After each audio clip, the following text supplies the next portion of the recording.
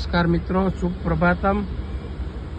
હળવદ નગરપાલિકાના સહયોગથી સદભાવના વૃદ્ધાશ્રમ દ્વારા હળવદની અંદર જે 2000 વૃક્ષોનું વાવેતર થયું છે અને 3 વર્ષ સુધી એને માવજતની જવાબદારી પણ સદભાવના વૃદ્ધાશ્રમની છે. આપ જોઈ શકો છો, હજી 6 મહિના પણ નથી થયા અને આ વૃક્ષો કેટલા ઘટાદાર થતા જાય છે.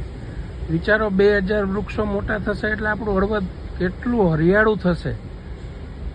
આપણા ધારાસભ્ય પ્રકાશભાઈ વરમોરા હજી પ્રયત્ન કરી રહ્યા છે કે 5000 વૃક્ષો બીજા આપણા હળવદમાં વાવવામાં આવે તો આપણું હળવદ કેવું હરિયાળું હશે એની કલ્પના આપ કરી શકો છો. આપણે બધા જ આપણી વાડીએ, આપણા ઘર પાસે વરસાદનું આગમન થયું છે તો વૃક્ષારોપણ કરવું જોઈએ. ગ્લોબલ વોર્મિંગથી બચવાનો એક જ રસ્તો છે, પર્યાવરણ બચાવીએ. આપણે બધા વૃક્ષો વાવીએ.